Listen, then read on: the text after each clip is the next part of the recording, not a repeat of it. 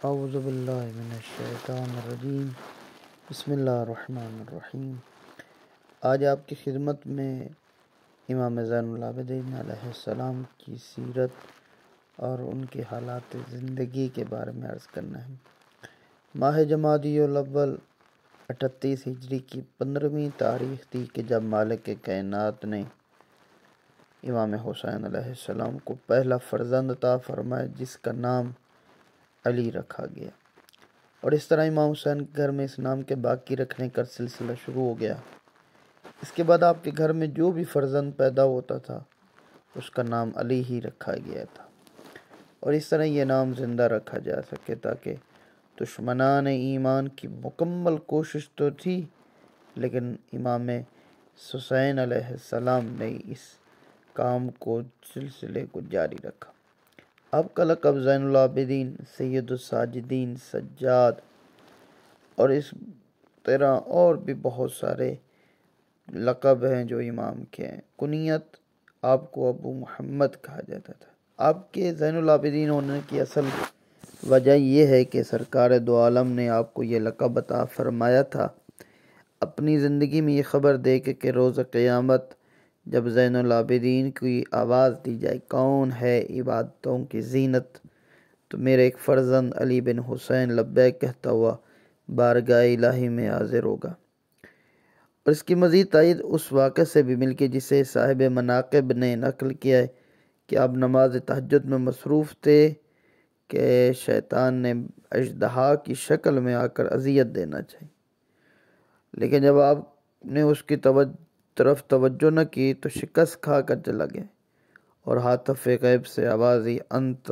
زین العابدین، آپ ہی عابدین کی زینت ہیں۔ لقب سجاد کے بارے میں روایت میں وارد ہے کہ آپ ہر معمولی سے معمولی نعمت خدا کے ملنے یا مصیبت کے واقعہ ہونے کے بعد، اس کا دفع ہونے کے بعد جب وہ دور ہوتی تھی تو مومنین کے درمیان اصلاح ہو جانے پر سجدہ شکر کرتے تھے، اور اسی طرح سجاد کے لقب سے یاد کیے جاتے تھے۔ حد یہ کہ کربلا کی قیامت خیز شب میں بھی آپ نے سجدہ الہی کو نظر انداز نہیں کیا، اور جس طرح باپ نے زیر خنجر سجدہ کیا تھا اسی طرح آپ نے خاکستر گرم میں کربلا پر سجدہ کیا۔ آپ کے والد گرام امام حسین تھے، اور والدہ جناب شہر بانو تھیں جنہیں شاہ زنان بھی کہا جاتا ہے، جن کا انتقال آپ کی ولادت کے بعد 10 دن تک کے اندر ہی ہو گیا تھا۔ امام زین العابدین علیہ السلام کا زمانہ ولادت مولا کائنات کا دور خلافت تھا۔ اس طرح آپ نے زندگی کے 2 سال تقریباً اپنے دادا علی ابن ابی طالب علیہ السلام کے ساتھ گزارے، اور اس کے بعد 40 ہجری میں مولا کی شہادت ہو گئی، تو آپ اپنے والد بزرگوار اور اپنے چچا امام حسن کے ہمراہ رہے، جن کی دختر نیک اختر جناب فاطمہ سے آپ کا عقد ہوا۔ 50 ہجری میں امام حسن کی شہادت کے بعد 10 سال اپنے والد محترم کے ساتھ رہے، اور امام حسین کے ساتھ زندگی گزاری۔ 10 محرم 61 ہجری سے آپ کا دور قیادت امامت شروع ہوا۔ مختلف بادشاہ و ظالموں کا سامنا کرنا پڑا، جن میں سے ایک یزید ہے، معاویہ بن یزید ہے، مروان بن حکم ہے، اور تقریباً 65 سے 86 تک عبد الملک مروان کی حکومت رہی، اور 86 سے 96 تک ولید بن عبد الملک تخت حکومت قابض رہا، اور 95 ہجری میں آپ کو زہر دلوا کر شہید کرایا گیا۔ آپ کے بچپن کے بہت سارے واقعات ہیں۔ ایک یہ کہ راہ مکہ میں ایک کم سن بچے کو مکہ کی طرف جاتے ہوئے دیکھا تو گھبرا کر پوچھا کہ آپ کون ہو، کہاں جا رہے ہو؟ راوی نے سوال کیا سواری کیوں نہیں ہے، زاد راہ کا انتظام کیوں نہیں کیا؟ تو امام علیہ السلام نے جواب دیا کہ میرا زاد راہ میرا تقوی ہے، میری سواری میرے دونوں پیر ہیں، اور میرا مقصود میرا مولا ہے، یعنی خالق کائنات کے حضور جا رہا۔ روایت میں ہے کہ آپ بیمار ہوئے، آپ کے والد امام حسین نے عیادت کرتے ہوئے پوچھا کہ کوئی خواہش ہے تو بیان کرو، تو آپ نے عرض کی خواہش صرف یہ ہے کہ قضاء و قدر الہی پر راضی رہوں، اور اس کے علاوہ کوئی خواہش نہیں ہے۔ آپ کی عمر مبارک واقع کربلا کے وقت تقریباً 22 یا 23 سال تھی، اور اس دوران آپ کی زندگی کے واقعات بہت کم نظر آتے ہیں۔ شاید اس کا راز یہ تھا کہ ایک بزرگوں کے زیر سایہ زندگی گزار رہے تھے کہ آپ کی اگلا کوئی زندگی نہ تھی۔ اور اسی طرح واقعات کربلا کے بعد جب اہل حرم قید شام سے رہائی پانے کے بعد مدینہ آئے تو مدینے والے کو یزید کے مظالم کا اندازہ ہوا، تو ایک مرتبہ احتجاج کی آگ بھڑک اٹھی۔ اہل مدینہ نے یزید کے نمائندے عثمان بن محمد کو ہٹا کر عبداللہ بن حنظلہ کو حاکم بنائے، اور جناب حنظلہ کے فرزند کون تھے؟ جنہیں غسیل الملائکہ کہا جاتا ہے، یعنی ملائکہ نے انہیں غسل دیا تھا۔ اور اسی طرح یزید نے اپنی زندگی کے اندر 3 بڑے کام کیے تھے۔ ایک تو یہ کام امام حسین کی شہادت، دوسرا اس نے مدینہ پہ حملہ کیا واقعہ حرہ کے نام سے، اور 3 دن تک مدینے کو فوج کے لیے جائز کرا، جو مرضی کریں، کوئی پوچھنے والا نہیں تھا۔ روایات میں ہے کہ 10,000 مسلمان، جن میں 700 حافظان قرآن بھی شامل تھے، اور یہ سارے قتل کر دیے گئے۔